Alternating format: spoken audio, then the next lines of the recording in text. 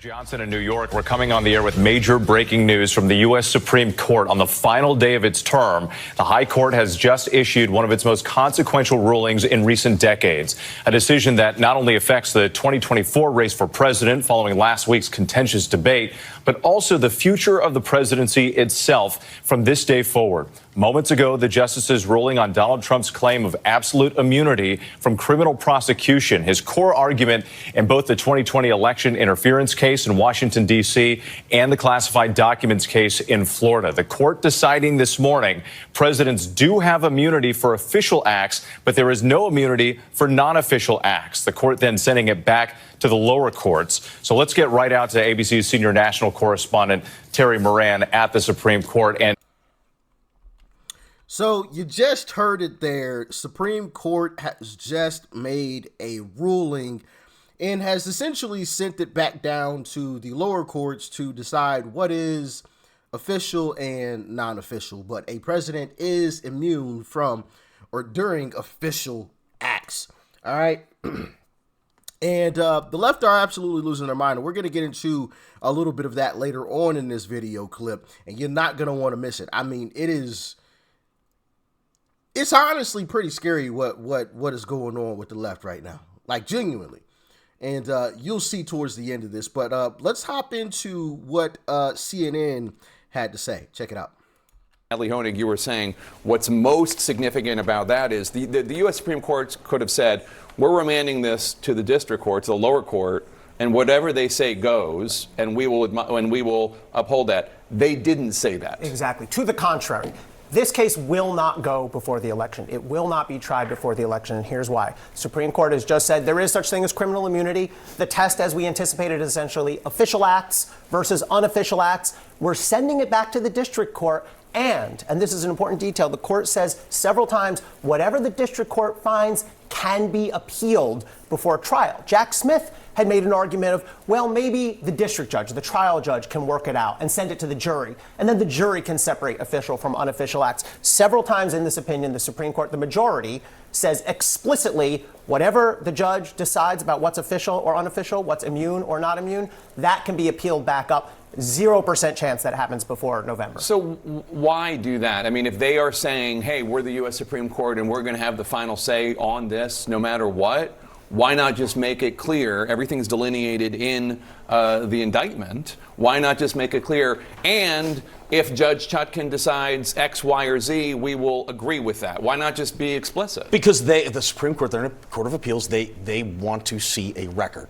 right? And I think, with Judge Chutkan just kind of dismissing out of hand all conduct whatsoever, the president has no immunity for all criminal conduct, for any criminal conduct. They've gone back and said, no, you need to go look at this, and then come back to us based upon what we've said in this opinion. And the other thing is, it's the right and rules governing when and how to appeal aren't set in stone or aren't entirely clear. And I think they felt some need to delineate that this is an appealable order. They aren't always, and sometimes some things you have to wait to appeal until the end of a trial. They're giving whoever it is, and probably Trump, the opportunity to appeal during trial. Well, let me ask you, do you think that if Judge Chutkan had ruled differently initially and said, it basically closer to this, the conversations with the Justice Department are clearly official acts, I'm not going to count them, but the other ones, like if there had been a less of a sweeping, of course he can be indicted on any of this stuff, ruling by Judge Chutkan, would this not have been ended up where it was today? Did she open the door for a decision like this? She did. I think Judge Chutkan's going to have a lot of regret. When she issued her opinion, it just said there's no such thing as automatic immunity for everything a president does his whole 4 years. When I was reading that, I said, okay, where's Part B? I expected Part B to be, and I find, having reviewed the record and reviewed the documents, and I find that even if there is such thing as immunity, he was outside the scope. And by the way, that's what the Court of Appeals did on their ruling. The problem is, as Jim was saying, the Court of Appeals and the Supreme Court, they're not fact finders. This can only be done at the district court level. And so I suspect Judge Chutkan is feeling some regret. It wasn't like it was some leap of logic that she should do that. This happens. There are hearings, for example, in their pursuit to go after him so bad, gotta get Trump. You just extended this trial even further out, ensuring with 100% certainty that it will not happen before this next election. The left just continues to just bomb their own selves. You know, it's honestly amazing, right? You go after Trump this hard, it only makes his poll numbers go up. I was talking about that as it was happening. You indict him the first time. Okay, well, a slight bump, just a little touch. You indict him again. Oh, increase. You indict him a third time. You know, and it just keeps going up. The more you attack him, the more his poll numbers go up, and they just continue to do the same thing. These people are literally insane. The definition of insanity is doing the same thing and expecting a different result. You keep going after this man, and he becomes more and more popular. Like, for me, if I was to be Trump's opponent, it would be easy for me to defeat Trump.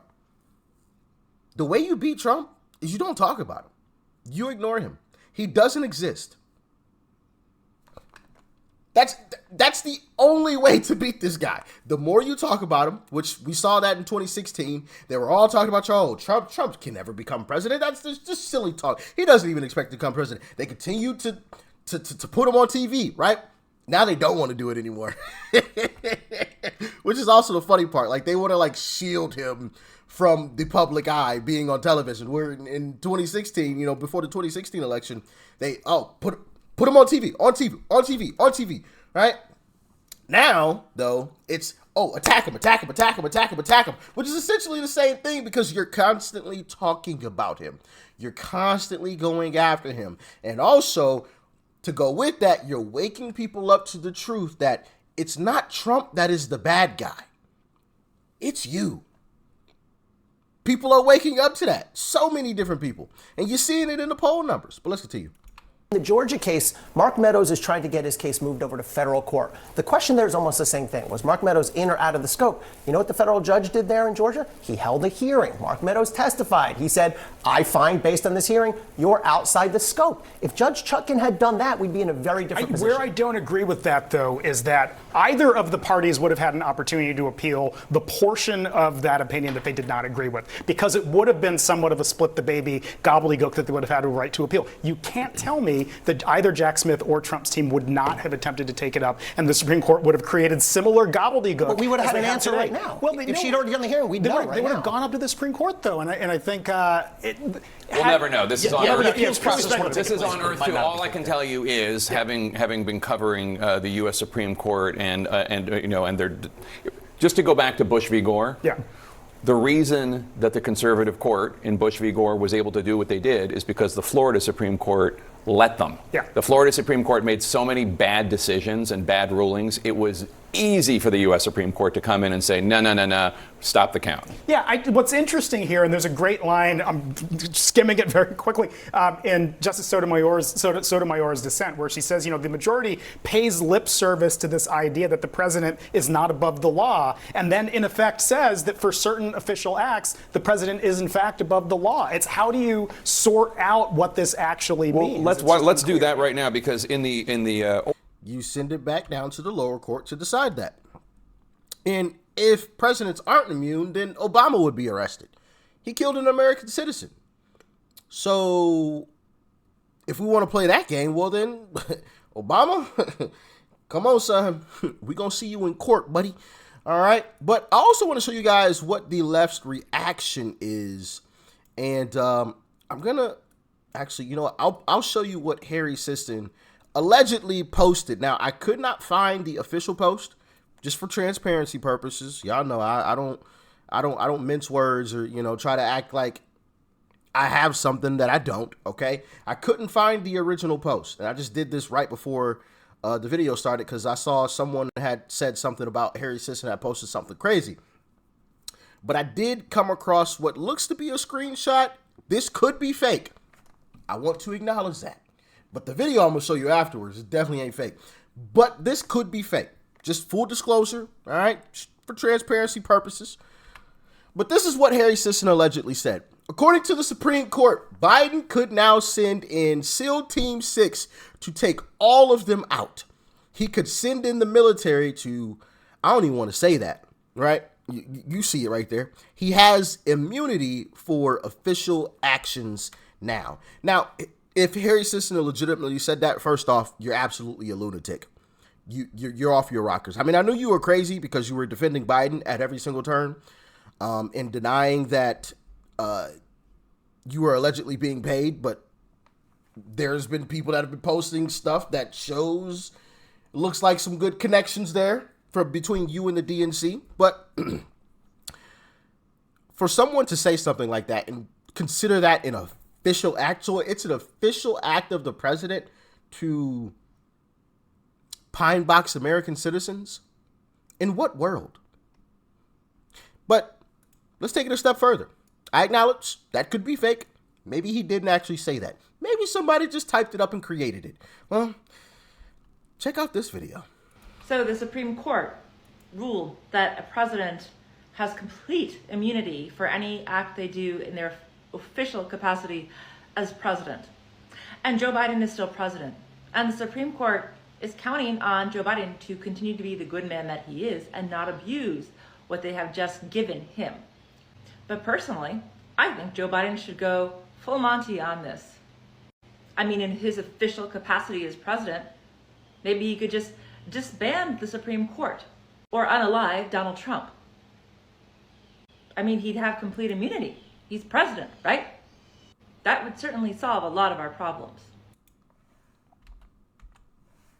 See what I was talking about? Scary stuff, ain't it? And you know, the funny part is, people like that, and Harry, and everybody on the left, consider the right side the lunatics and the crazies. But we've never called for anything like that. We might laugh at Joe Biden. We might make fun of him, right? We may laugh at Kamala Harris and make fun of her too. But not once do I see people on the right posting on social media, on the internet, hey, let's go pine box this person who happens to be in the White House. Like, not once have I seen anybody say that. And if anybody on the right did say that, I would absolutely say that no, absolutely not. That is unacceptable. Unacceptable. I don't care if you're the biggest Trump supporter in the world. Saying some bullshit like that is unacceptable. Unacceptable. Excuse my language, but it is. So for people on the left to literally come out and say, bro, and you know what? I guarantee you, they aren't going to get any type of visit. You know what I mean? No visit. No visit to ask them questions and to make sure everything's all peachy, you know? No visit whatsoever. I guarantee you, they will not get a knock at their door. Nobody's coming to check and make sure that they aren't serious. I'd be willing to make a bet on that. Now, of course, do I know that with 100% certainty? Sure, I guess technically no, I don't, okay? But I'd be willing to make a bet that nobody comes to check. Right? These people are lunatics. They are crazy. We have a country to save, and her vote matters just as much as yours. That's the scary part. Real scary. So does Harry's. His vote matters just as much as yours. I predict that Trump will win and the left will riot. There will be some rough times to begin with. But by the end of Trump's presidency, we will be getting somewhat back to normal. And I mean, by the end, we will somewhat be getting back to normal. Because there's going to be a whole lot of turmoil. And you know Trump's got a whole lot to fix. And so adding that on top of it is going to be a major task. So, just because Trump is walking into the White House come January, or at least we expect him to, as long as we all show up come November, tell a friend to tell a friend to tell a friend to pick up a friend and make sure that they get to where they need to get to. All right?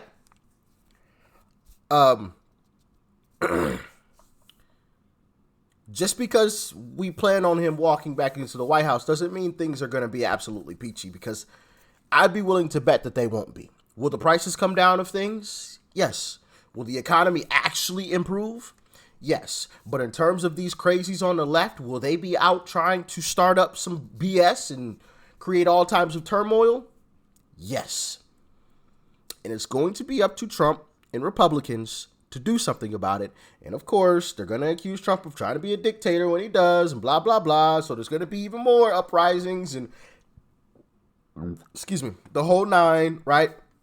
And I believe by the end of his presidency, things will be back to normal, right? In terms of like the temperature of the USA, right? Amongst all the right and the left.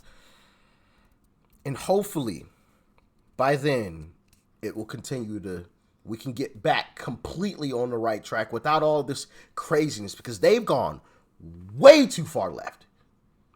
And Trump's gonna have to reel them back in a little bit. They can still be on the left. We ain't trying to make Republicans out of them, okay?